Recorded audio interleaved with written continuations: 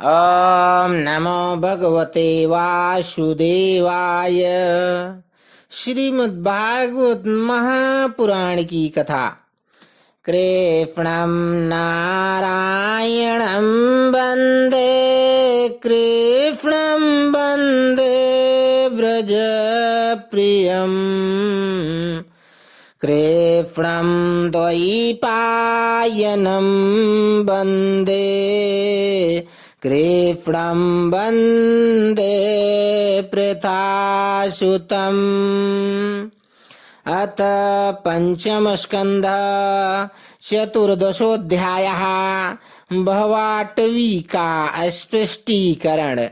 बोलो वृंदावन बिहारी लाल की जय।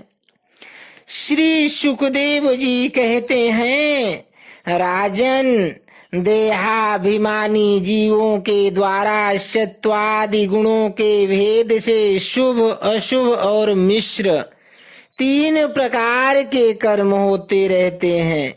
उन कर्मों के द्वारा ही निर्मित नाना प्रकार के शरीरों के साथ होने वाला जो संयोग, वियोगादि रूप अनादि संसार जीवों को प्राप्त होता है, उसके अनुभव के 6 द्वार हैं।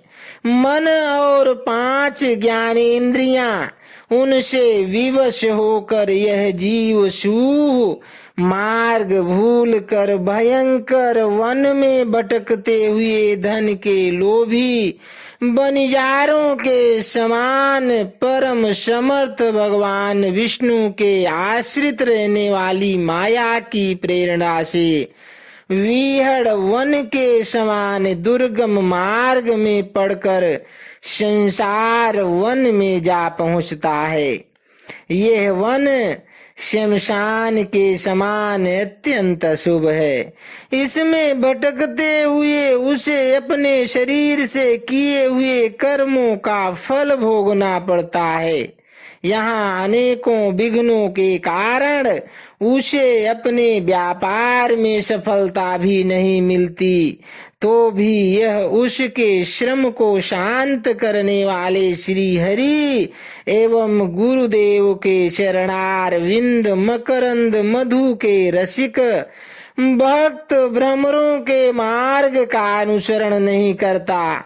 इस संसार वन में मन सहित 6 इंद्रियां ही अपने कर्मों की दृष्टि से डाकुओं के समान हैं।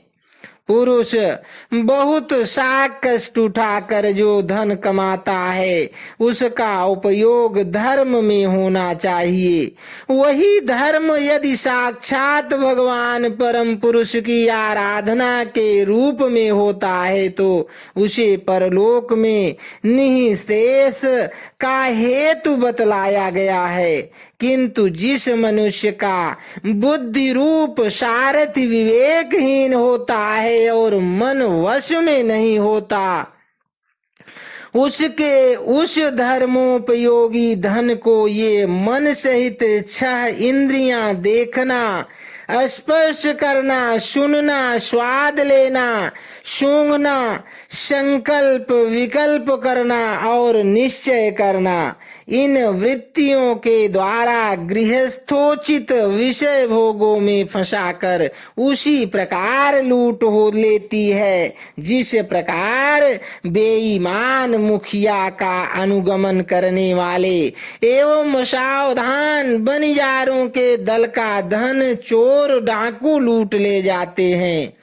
ये ही नहीं, उस संसार वन में रहने वाले उसके कुटुंबी भी, जो नाम से तो स्त्री पुत्रादि कहे जाते हैं, किंतु कर्म जिनके साक्षात भेड़ियों और गीदड़ों के समान होते हैं, उस अर्थलोलुप कुटुंबी के धन को उसकी इच्छा न रहने पर भी उसके देखते देखते इस प्रकार छीन ले जाते हैं, जैसे भेड़िए गरड़ियों के सुरक्षित भेड़ों को उठा ले जाते हैं। जिस प्रकार यदि किसी खेत के बीजों को अग्नि द्वारा जला न दिया गया हो, तो प्रति वर्ष जोतने पर भी खेती खेती का समय आने पर वह फिर झाड़ झंखाड़ लता और तृण आदि से गहन हो जाता है। उसी प्रकार यह गृहस्थाश्रम भी कर्म भूमि है। इसमें भी कर्मों का सर्वथा उच्छेद कभी नहीं होता, क्योंकि यह घर कामनाओं की पिटारी है। उस गृहस्थाश्रम में आसक्त हुए व्यक्ति के धन रूप बाहरी प्राणों को डांस और मच्छरों के समान नीच पुरुषों से तथा टिड्डी, पक्षी, चोर और चूहे आदि से क्षति पहुंचती रहती है। कभी इस मार्ग में भटकते भटकते यह अविद्या, कामना और कर्मों से कलुषित हुए अपने चित्त से दृष्टि दोष के कारण इस मर्त्य लोक को, जो गंधर्व नगर के समान असत हैं, सत्य समझने लगता है। फिर खान पान और स्त्री प्रसंगादि व्यसनों में फंसकर मृग तृष्णा के समान मिथ्या विषयों की ओर दौड़ने लगता है।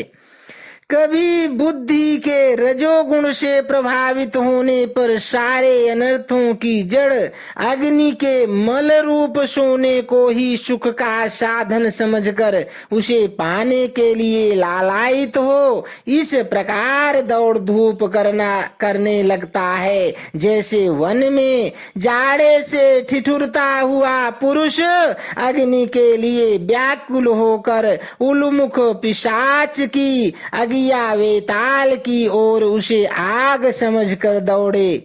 कभी इस शरीर को जीवित रखने वाले घर, अन्न, जल और धन आदि में अभिनिवेश करके इस संसारारण्य में इधर उधर दौड़ धूप करता रहता है।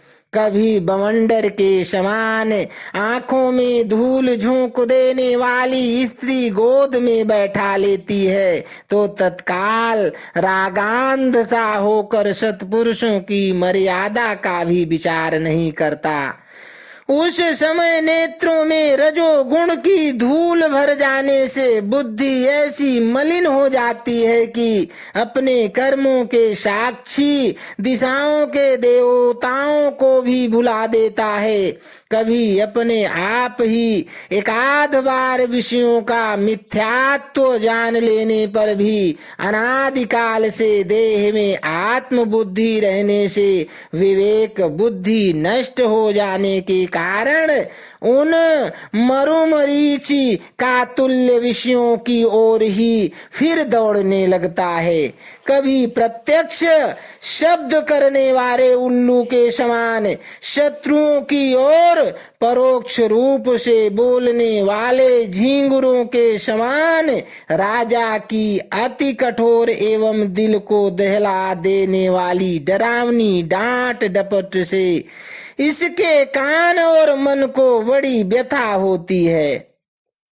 पूर्व पुण्य क्षीण हो जाने पर यह जीवित ही मुर्दे के समान हो जाता है और जो कारस्कर एवं काकतुंड आदि जहरीले फलों वाले पाप वृक्षों, इसी प्रकार की दूषित लताओं और विषैले कुओं के समान हैं तथा जिनका धन इस लोक और परलोक दोनों के ही काम में नहीं आता और जो जीते हुए भी मुर्दे के समान हैं, उन कृपण पुरुषों का आश्रय लेता है।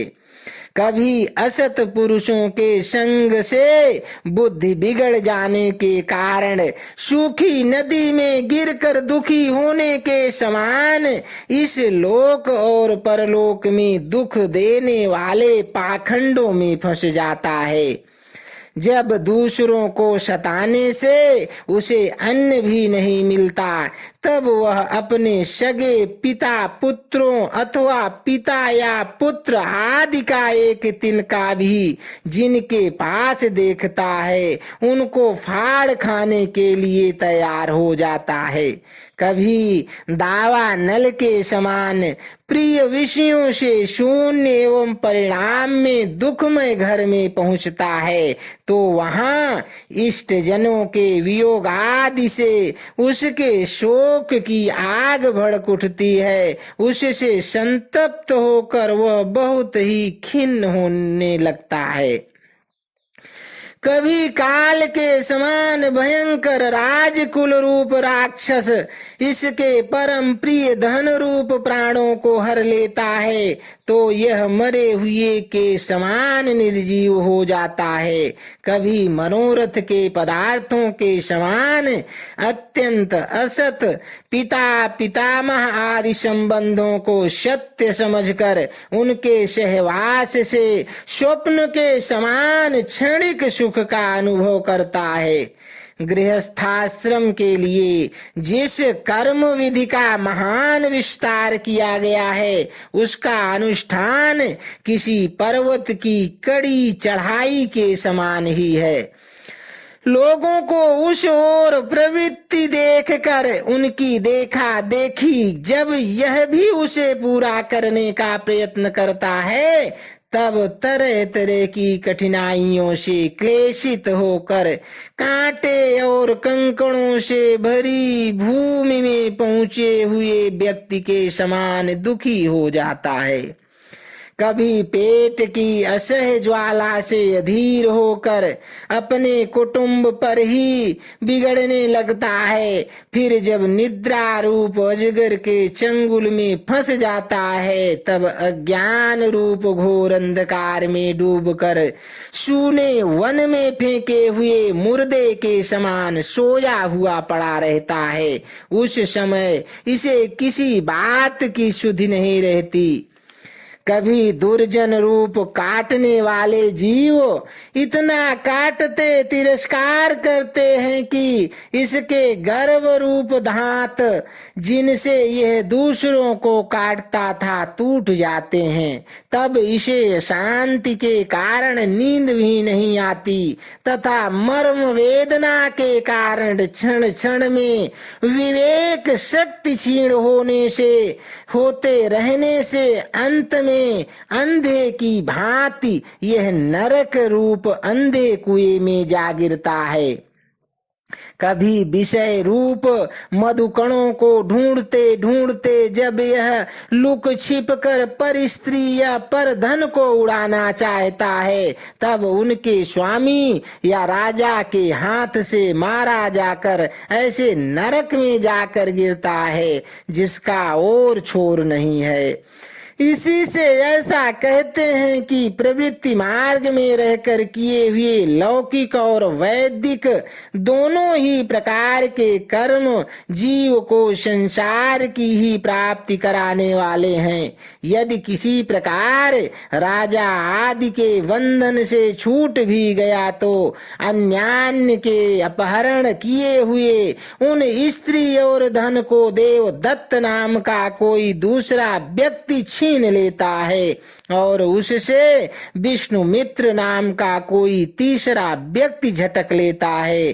इस प्रकार वह भोग एक पुरुष से दूसरे पुरुष के पास जाते रहते हैं, एक स्थान पर नहीं ठहरते। कभी कभी शीत और वायु आदि अनेकों आदि दैविक आदि भौतिक और आध्यात्मिक दुख की स्थितियों के निवारण करने में समर्थ न होने से यह अपार चिंताओं के कारण उदास हो जाता है।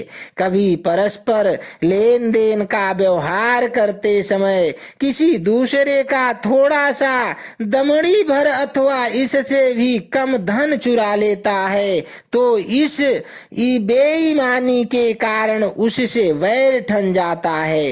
राजन, इस मार्ग में पूर्वोक्त विघ्नों के अतिरिक्त सुख दुख राग द्वेष भय अभिमान प्रमाद उन्माद शोक मोह लोभ मात्सर्य ईर्ष्या अपमान क्षुधा पिपासा आदि व्याधि जन्म जरा और मृत्यु आदि और भी अनेकों विघ्न हैं।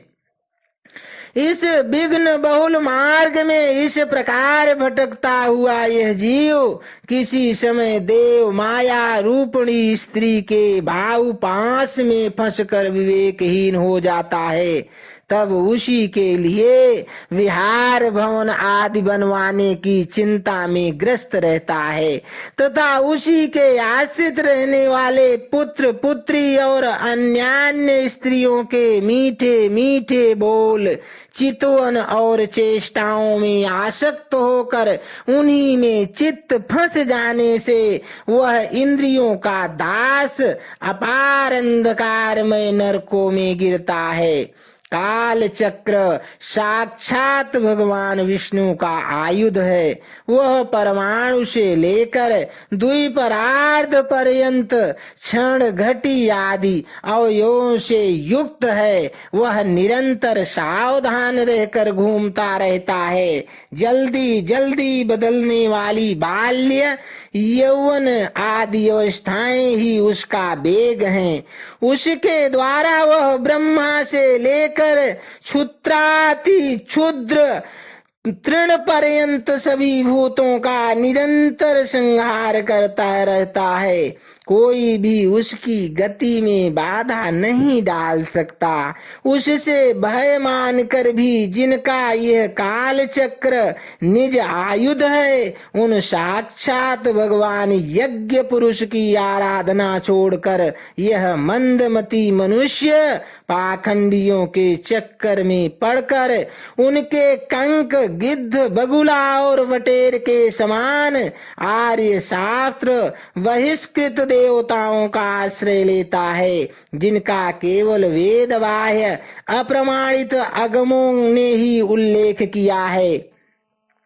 ये पाखंडी तो स्वयं ही धोखे में हैं। जब यह भी उनकी ठगाई में आकर दुखी होता है तब ब्राह्मणों की शरण लेता है, किंतु उपनयन संस्कार के अनंतर स्रोत स्मार्त कर्मों से भगवान यज्ञ पुरुष की आराधना करना आदि जो उनका शास्त्रोक्त आचार है वह इसे अच्छा नहीं लगता। इसलिए वेदोक्त आचार के अनुरूप अनुकूल अपने में शुद्ध न होने के कारण यह कर्म शून्य शूद्र कुल में प्रवेश करता है, जिसका स्वभाव वानरों के समान केवल कुटुंब पोषण और स्त्री सेवन करना ही है।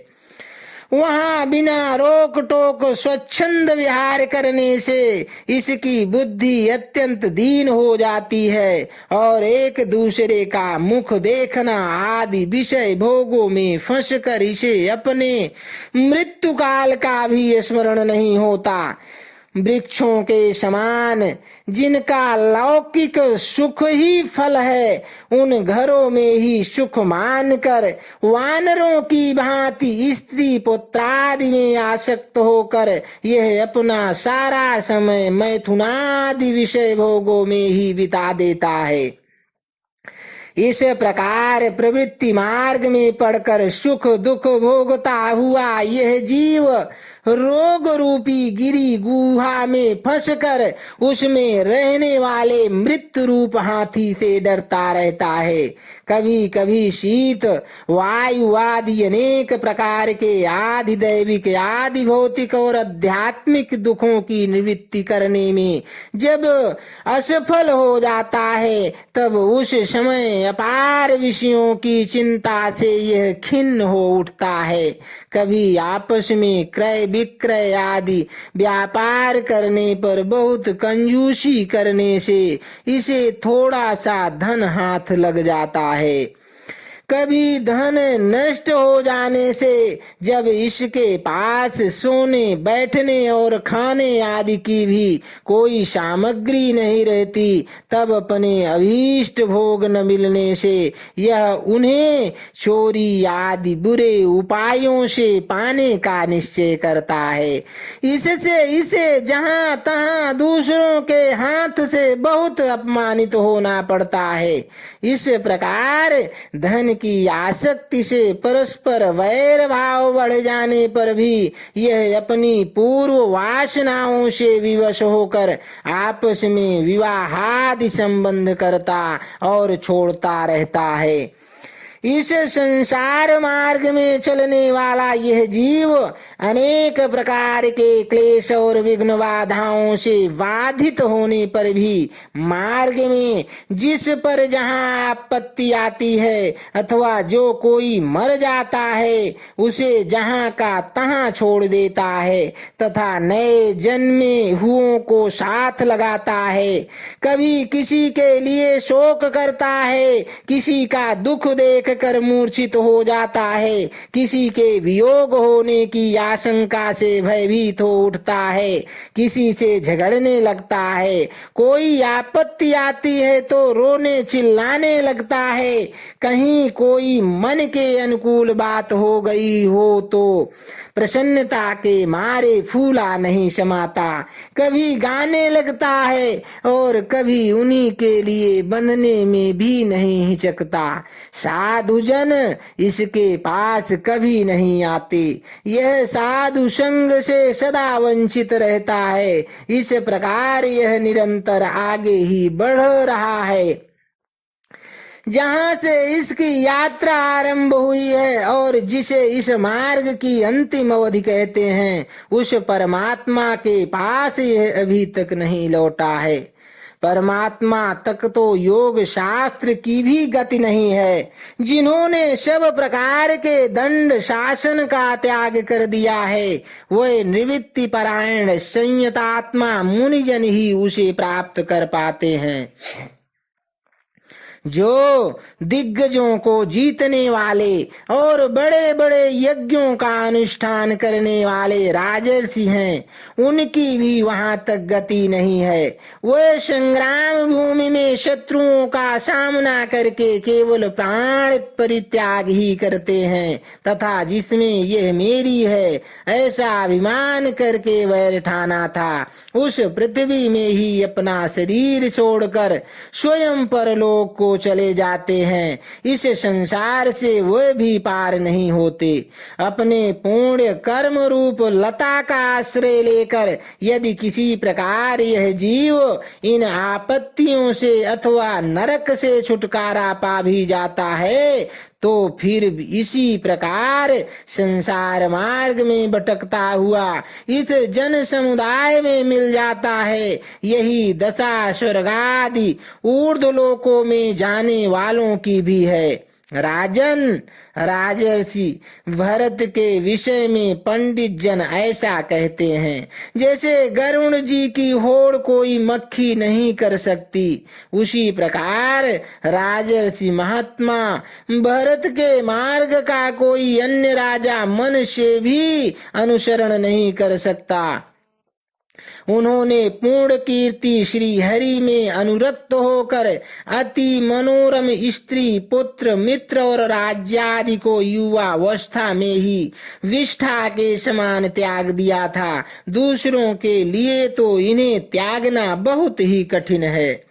उन्होंने अति दुस्तेज पृथ्वी, पुत्र, स्वजन, संपत्ति और स्त्री की तथा जिसके लिए बड़े बड़े देवता भी लालायित रहते हैं, किंतु जो स्वयं उनकी दया दृष्टि के लिए उन पर दृष्टिपात करती रहती है, उस लक्ष्मी की भी लेस मात्र इच्छा नहीं की। यह सब उनके लिए उचित ही था, क्योंकि जिन महानुभावों का चित्त भगवान मधुसूदन की सेवा में अनुरक्त हो गया है, उनकी दृष्टि में मोक्ष पद भी अत्यंत तुच्छ है। उन्होंने मृग शरीर छोड़ने की इच्छा होने पर उच्च स्वर से कहा था कि धर्म की रक्षा करने वाले, धर्मानुष्ठान में निपुण, योग गम्य, सांख्य के प्रतिपाद्य, प्रकृति के धीश्वर, यज्ञ मूर्ति, सर्वांतर्यामी श्री हरि को नमस्कार है। राजर्षि, राजन, राजर्षि भरत के पवित्र गुण और कर्मों की भक्त जन भी प्रशंसा करते हैं। उनका यह चरित्र बड़ा कल्याणकारी, आयु और धन की वृद्धि करने वाला, लोक में सुयश बढ़ाने वाला और अंत में स्वर्ग तथा मोक्ष की प्राप्ति कराने वाला है। जो पुरुष इसे सुनता या सुनाता है और इसका अभिनंदन करता है, उसकी सारी कामनाएं स्वयं ही पूर्ण हो जाती हैं। दूसरों से उसे कुछ भी नहीं मांगना पड़ता। इति श्रीमद्भागवते महापुराणे पारमहंस्यां संहितायां पंचम स्कंदे भरतोपाख्याने पारोच्य विवरणम् नाम चतुर्दशोऽध्यायः सम्पूर्णः। बोलो वृंदावन बिहारी लाल की जय। बोलो विष्णु भगवान की जय।